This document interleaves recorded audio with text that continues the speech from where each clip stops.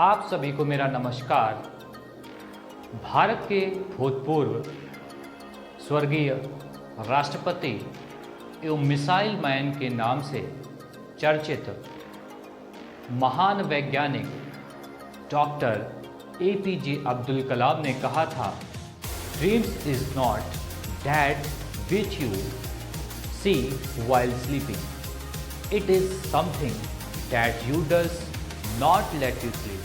अर्थात सपने वो नहीं हैं जो आप नींद में देखें, सपने वो हैं जो आपको नींद ही नहीं आने दें। बात करते हैं, हम लोग चैप्टर पढ़ रहे थे हिमालय, तो हिमालय की 4 समांतर श्रेणियों में हमने अभी तक 2 पढ़ डाली है। पहली कौन सी पढ़ी? ट्रांस हिमालय या परा हिमालय। उसके बाद हमने पढ़ा महाल हिमालय, जिसे वृहद हिमालय, सर्वोच्च हिमालय या हिमाद्री के नाम से भी जाना जाता था। आज हम उसके बाद चर्चा करेंगे मध्य हिमालय की। मध्य हिमालय या जिसे लघु हिमालय भी कहा जाता है। इस डायग्राम में आप देखिएगा, डायग्राम में बात करें तो सबसे पहले यहाँ पर तो हमने पढ़ा था काराकोरम लद्दाख जास्कर, जो कि ट्रांस हिमालय का हिस्सा था। उसके बाद ये रेड कलर से कल जो हमने पढ़ा, क्या पढ़ा था? महान हिमालय पढ़ा था। महान हिमालय के समांतर ही जो ब्लू कलर में ये फैला हुआ है, ये क्या है? हमारा मध्य हिमालय या लघु हिमालय है। और उसके जो नीचे ग्रीन कलर का है वो क्या है? शिवालिक हिमालय है। तो यहाँ पर अगर हम बात करें मध्य हिमालय की बात करें तो महान हिमालय, देखिए महान हिमालय कौन सा है? रेड कलर वाला।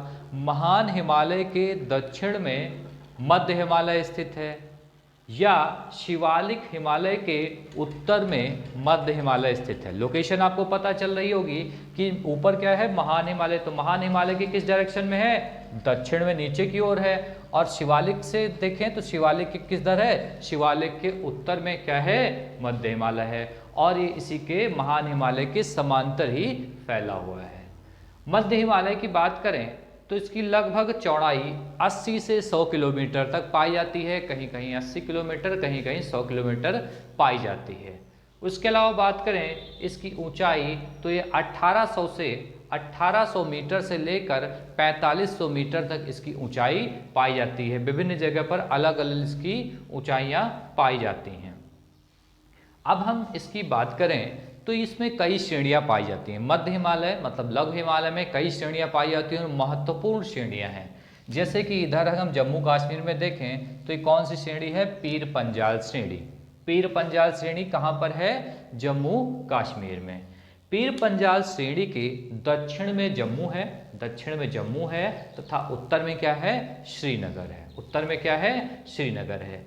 ये बहुत ही महत्वपूर्ण श्रेणी है। बात करें मध्य हिमालय की, सबसे लंबी एवं महत्वपूर्ण श्रृंखला है। क्यों है? क्योंकि इस पे 2 महत्वपूर्ण दर्रे पाए जाते हैं, पासेज।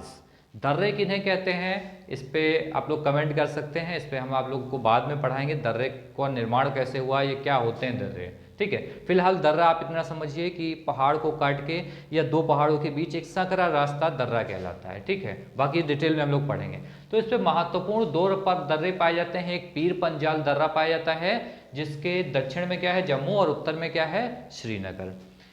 यहीं पर एक और महत्वपूर्ण दर्रा पाया जाता है, जिसको बोलते हैं बनिहाल दर्रा। बनिहाल दर्रा, अब ये बनिहाल दर्रा बहुत ही इंपॉर्टेंट है, कई बार एग्जाम में क्वेश्चन बन चुका है, क्योंकि इसी बनिहाल दर्रे से जम्मू श्रीनगर मार्ग गुजरता है। इट मीन जम्मू को श्रीनगर से जोड़ने वाला अगर कोई मार्ग है तो कौन सा है? बनिहाल दर्रा। बनिहाल दर्रा जम्मू को श्रीनगर से जोड़ता है और ये मार्ग यहीं से निकला है और यहीं से जवाहर सुरंग निकलती है। तो क्वेश्चन एग्जाम में बन भी सकता है कि जवाहर सुरंग किस दर्रे से निकलती है? तो बनिहाल दर्रे से जवाहर सुरंग निकलती है।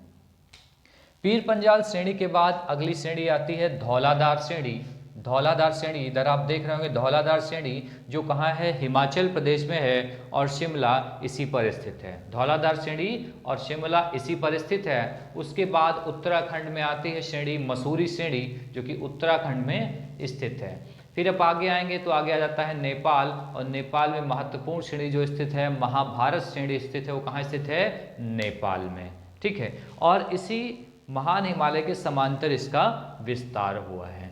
ठीक है, तो यहाँ पर हम एक और डायग्राम नीचे बना रहे हैं, बना हुआ है, इसमें आप गौर से देखिएगा। ऊपर क्या है, महान हिमालय। डायग्राम से ये सारी चीज़ें आपको समझ में आ जाएंगी। महान हिमालय ऊपर है रेड कलर में, और नीचे क्या है, मध्य हिमालय। मध्य हिमालय में अभी जब मैंने बात की, सबसे पहली श्रेणी कौन सी, पीर पंजाल श्रेणी, फिर कौन सी श्रेणी, धौलाधार श्रेणी, फिर मसूरी श्रेणी, और फिर महाभारत श्रेणी, और ऊपर क्या है, महान हिमालय। तो देखिए महान हिमालय और मध्य हिमालय के बीच में आपको गैप दिख रहा है, यहाँ पर क्या है, ये गैप दिख रहा है। तो इन घाटियों के बीच में, इट मीन्स कहा जाए इन दो हिमालय की श्रेणियों के मध्य कई घाटियाँ पाई जाती हैं। जैसे कि बात करें, पीर पंजाल श्रेणी और महान हिमालय के बीच में जो घाटी पाई जाती है उसे काश्मीर घाटी के नाम से जाना जाता है। और कश्मीर में सबसे ज़्यादा किस चीज़ की खेती की जाती है, केसर की खेती की जाती है। तो पीर पंजाल श्रेणी और महान हिमालय के बीच में कश्मीर घाटी पाई जाती है। और फिर बात करें धौलाधार श्रेणी, तो धौलाधार श्रेणी पे क्या स्थित है, शिमला स्थित है। बहुत ऐसे पर्यटन स्थल नगर इन श्रेणियों पर स्थित हैं। जैसे धौलाधार पे कौन है, शिमला है, मनाली है, डलहौजी, ये सब कहाँ स्थित हैं, हिमाचल प्रदेश में। और धौलाधार श्रेणी पे क्या है, शिमला, तो शिमला, मनाली, डलहौजी। तो यहाँ पर धौलाधार श्रेणी और महान हिमालय के मध्य जो घाटी पाई जाती है उसको क्या बोलते हैं, कुल्लू कांगड़ा घाटी। कुल्लू कांगड़ा घाटी। और यहाँ पर सबसे ज़्यादा किस चीज़ की खेती होती है, तो सेब की खेती है। उसके बाद हम बात करें मसूरी श्रेणी की, तो मसूरी श्रेणी, मसूरी कहाँ पर है, उत्तराखंड में है। बहुत लोग घूमने भी जाते हैं, पर्यटन स्थल है, तीर्थ स्थल है, तो यहाँ पर बहुत लोग जाते भी हैं। यहाँ पर क्या है, रानीखेत, नैनीताल, पिंड, सारी सब क्या है, ये सब जो है यहाँ पर पर्यटन अक्सर मोस्टली जाया करते हैं। आप भी गए होंगे, मैं भी गया हूँ, बहुत ही अच्छी जगह है, काफ़ी ऊंचाई पर स्थित है मसूरी। तो ये मसूरी यहाँ पर स्थित है। उसके बाद आती है महाभारत श्रेणी। महाभारत श्रेणी कहाँ है, नेपाल में स्थित है। तो महाभारत श्रेणी नेपाल में स्थित है। और महान हिमालय और महाभारत श्रेणी के मध्य जो यहाँ पर घाटी स्थित है उसे कौन सी घाटी बोलेंगे, काठमांडू घाटी बोलेंगे। ठीक है, तो इसमें से आपसे इस तरह क्वेश्चन भी पूछा सकता है कि पीर पंजाल श्रेणी जो है कहाँ पर स्थित है। तो पीर पंजाल श्रेणी कहाँ स्थित है, जम्मू एंड कश्मीर। धौलाधार श्रेणी कहाँ स्थित है, हिमाचल प्रदेश। मसूरी श्रेणी स्थित कहाँ से है, मसूरी कहाँ स्थित है, उत्तराखंड। और महाभारत श्रेणी कहाँ स्थित है, नेपाल में। पूछा जाता है महान हिमालय और पीर पंजाल श्रेणी के मध्य कौन सी घाटी स्थित है, तो कश्मीर घाटी स्थित है। धौलाधार श्रेणी के मध्य पूछा जाए तो कुल्लू कांगड़ा घाटी। इस तरह महाभारत श्रेणी और महान हिमालय के मध्य काठमांडू घाटी स्थित है। तो ये हमने बात की मध्य हिमालय की, ठीक है। मिडिल हिमालय जिसे लघु हिमालय के भी नाम जाता है, और उसी के दक्षिण में, मध्य हिमालय के ही दक्षिण में विस्तार है किसका, शिवालिक का।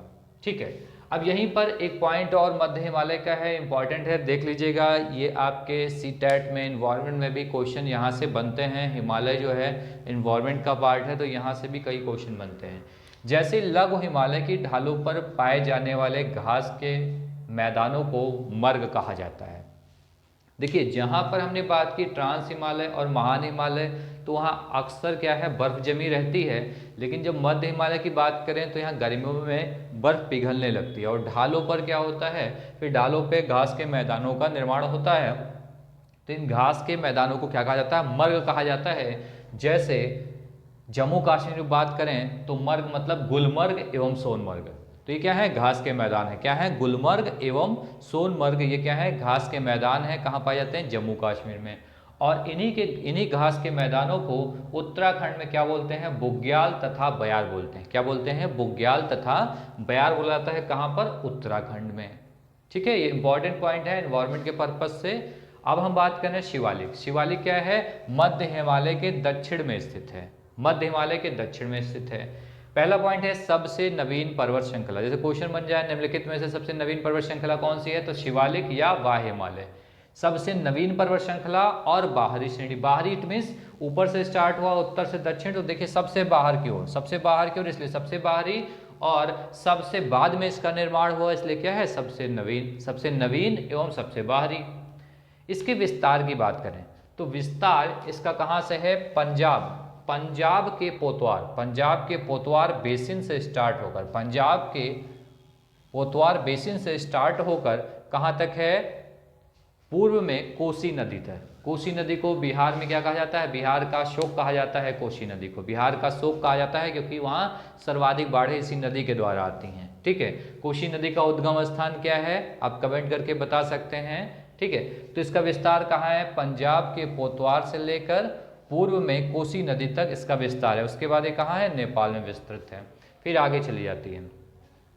जम्मू कश्मीर में इन पहाड़ियों को जम्मू पहाड़ियाँ कहते हैं, जम्मू पहाड़ियाँ कहते हैं। और जब अरुणाचल प्रदेश में ये पहाड़ी जाती है तो वहाँ पर अगर हम पश्चिम से पूर्व की ओर देखें तो डाफला, मिरी, आबोर और मिसमी पहाड़ियों के नाम से ये जानी जाती है।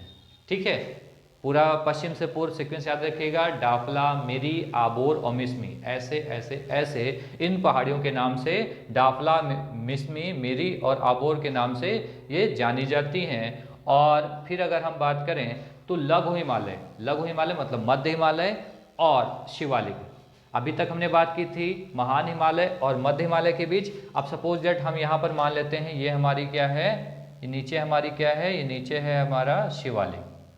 अब हम बात कर रहे हैं मध्य हिमालय और शिवालिक। तो लघु एवं शिवालिक हिमालय के मध्य कई घाटियां पाई जाती हैं। ठीक है, अब इन दोनों के बीच में भी, मध्य हिमालय और शिवालिक के बीच में भी कई घाटियां पाई जाती हैं, जिन्हें पूर्व में क्या कहते हैं, द्वार, जिसे पूर्व में क्या कहा जाता है, द्वार कहा जाता है। द्वार का मतलब हरिद्वार, कि पूर्व में द्वार मतलब हरिद्वार और पश्चिम में दून कहा जाता है, दून मतलब देहरादून। ठीक है, पूर्व में क्या कहा जाता है, द्वार, और पश्चिम में क्या कहा जाता है, दून कहा जाता है, मतलब देहरादून। शिवालिक की बात करें तो शिवालिक जो है इसकी चौड़ाई लगभग 15 से 30 किलोमीटर तक है और इसकी हम अगर ऊंचाई की बात करें तो 400 मीटर से लेके 1200 मीटर तक है। बहुत ऊंची इस पर चोटियाँ नहीं पाई जाती हैं। ठीक है, तो 400 से 1200 मीटर तक चोटियाँ पाई जाती हैं। आज हमने बची हुई दोनों श्रृंखलाएं पढ़ी हैं, मध्य हिमालय और शिवालिक हिमालय। आप डायग्राम बनाइए, इसी से जो मैंने चर्चा किए हैं वो पॉइंट्स टू पॉइंट्स आप लिखें और इसमें मेंशन करें। इन चीज़ों को आप सिस्टमैटिक तरीके से समझें कि कौन सा सीक्वेंस कहाँ पर है और ये इम्पॉर्टेंट पॉइंट्स भी आप नोट करें। ठीक है, आप लोगों ने, मैंने पूरा हिमालय टॉपिक आपसे डिस्कस किया है। कोई भी अगर आपको कन्फ्यूज़न है तो आप कमेंट कर सकते हैं और इसे आप अच्छे से डायग्राम बनाकर पढ़ेंगे तो नो डाउट आपको समझ में आ जाएगा। ठीक है, आज के लिए इतना ही। आज के लिए आपका बहुत बहुत धन्यवाद।